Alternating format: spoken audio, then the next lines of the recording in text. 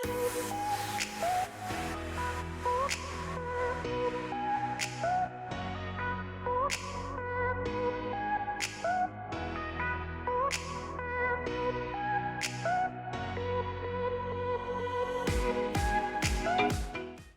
my name is Stephanie Robbins, and I am the CEO and president of Robbins Plumbing.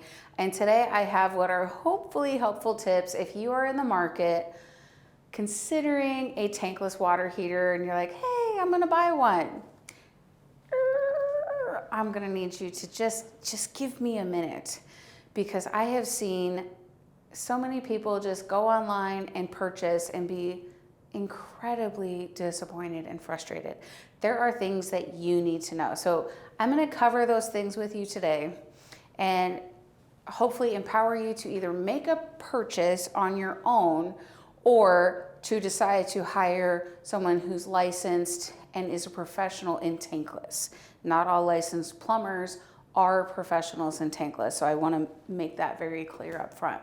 So the first thing that you need to know is the energy source.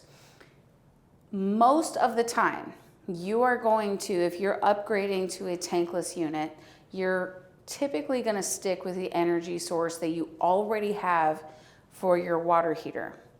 So you either have electric, gas, or propane. You could have solar, but you're not converting to a solar unit on tankless.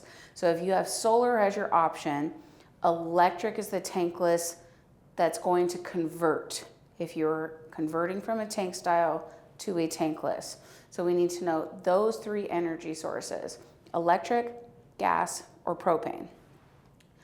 You are by no means stuck to one of those options. You can, at your expense, convert. So if you have electric, but you want a gas tankless and you have gas to your property, you can get a gas tankless water heater. If you don't have gas to your property, you can get propane and a propane tank and have a propane tankless water heater. And I mention this only because there are pros and cons to the fuel source or the energy source of your tankless unit, which actually leads into my next question. So when you're deciding, hey, I want a tankless and I'm online and I'm looking, the next thing you really need to know outside of that fuel source is how many gallons per minute do you need? There are like 1 trillion, let's just exaggerate, 1 trillion bad reviews for tankless water heaters online. And a lot of those are due to poor purchasing choices because there's not a lot of videos out there or education out there. It's easy, click here, retail cart, and you've purchased it, and it wasn't the right one. Not all tankless units, even through the same manufacturer, are created equal. So one of the biggest hangups is you buy an electric tankless water heater and you bought the cheapest one or the middle one and you're like, oh, so excited, I'm gonna have endless hot water. You have endless hot water for so many gallons per minute, and that runs out very quickly. So this is something you really need to understand and do the math on for your home. How many gallons per minute in your home do you need to produce of endless hot water for it to be worth the upgrade to tankless? So if you're looking for 8 gallons per minute on an electric tankless water heater, it's just not going to happen. And you cannot stack 2 tankless units together. That's not how they work. They don't bridge together. You can with gas. So there's a lot to know in that equation. So you need to know how many gallons per minute. If you guys are running in a household, and let's say you're running constantly 2 showers at a time at the same time every morning, as everyone's rushing to work, everyone's rushing to school, plus the washing machine's going, it's very possible that an electric tankless water heater won't keep up with those needs. It can produce endless hot water, but only up to so many gallons per minute. So you really need to look at the manufacturer specs, which will also depend on the water temperature coming into your home. And ultimately, the electricity is coming to that. There's a lot to it. So if you feel confident that you know how many gallons per minute and you've made the right choice, but you really want to check those manufacturer specifications. I've seen too many times that I bought this one, it's not working, and it's literally only meant to run something like a kitchen sink, not a whole household. And that's not a return. You cannot return that. It's been installed. It was a consumer mistake, not a manufacturer mistake. So what you were excited about is now an epic waste of money. Although you can put it at your kitchen sink at that point. The other thing that you really want to consider, because this is a cool thing about Tankless, or at least some Tankless units, do you want it inside or outside? I mean, I just think that's cool. Because, well, my garage has a lot of stuff in it. So that is something that you really want to consider. Do you want to move it inside if it's, in your laundry room? Is it in your garage? Or do you want a unit that will go outside and really have the optimum space savings? Not all units are created to do inside or outside. So that's something in that equation when you're factoring in the I need to know indoor or outdoor unit. And the other thing to consider, a lot of people want to convert to tankless because they've heard the term instant hot water. And this is something that we're trying to overcome, in that yes, a tankless unit instantly heats hot water, but it does not instantly give you hot water. So if you think that you're going to buy a tankless and all of a sudden you're going to have instant hot water at your kitchen sink or at your shower, that isn't how it works. There's still cold water in that line from that unit, that water heater, to that fixture. But there is a way to get hot water faster, and that is through a recirculating pump. So if you want not just endless hot water, but you want hot water faster, you really need to take into consideration a recirculating pump. And does the unit that you're considering accommodate that? Not all tankless water heaters will work with a recirculating pump. The demand on them is too high.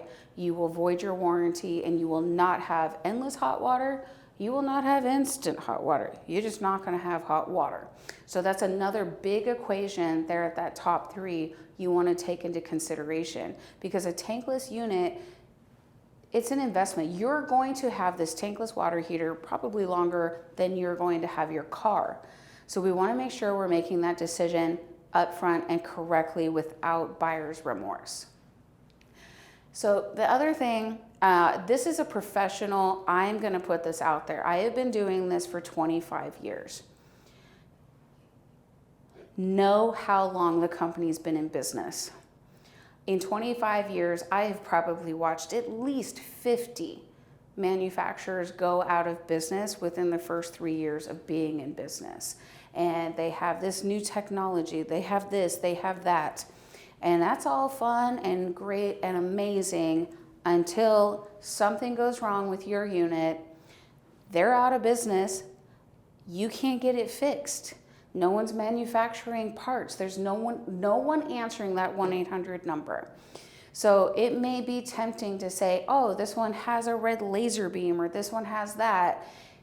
Really put research into how long has that company been in business. I get presented daily with new manufacturers and new technology and everything for tankless, and that is always what I ask. But how long have you been in business?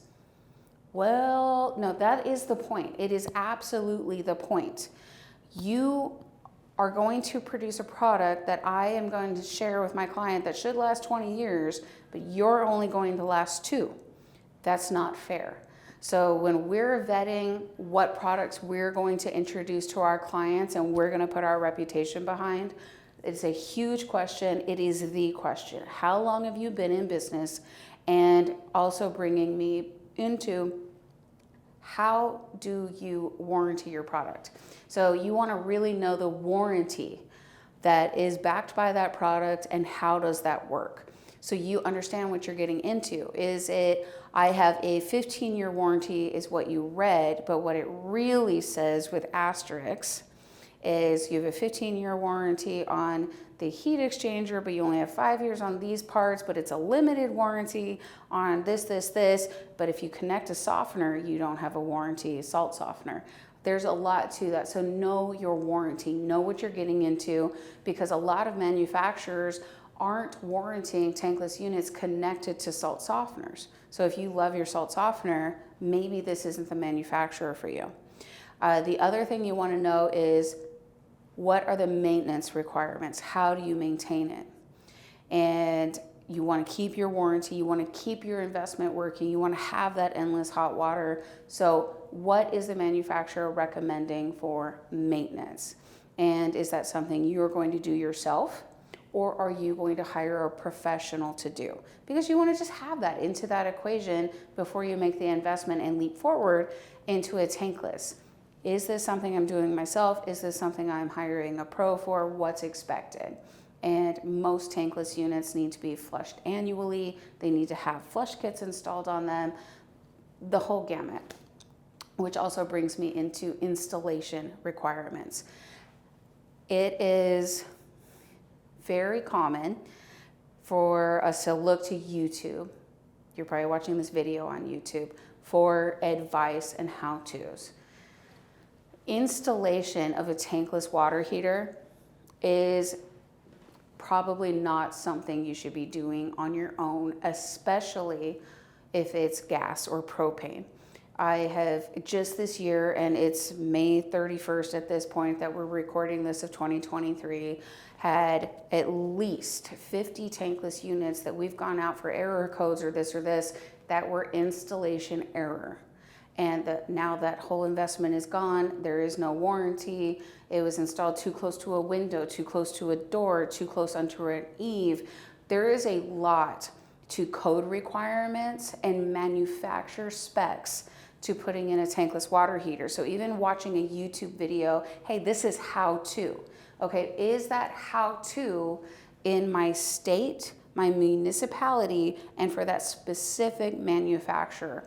Did that person who was kind enough to make that video go through every specification, that it's not venting too close to an AC unit? Everything is different. A tankless unit installed here in even Phoenix is different often than a tankless unit that we'll install in Scottsdale. It's a 10-minute drive, but the municipalities have their own version, and then each manufacturer has their own very specific requirements.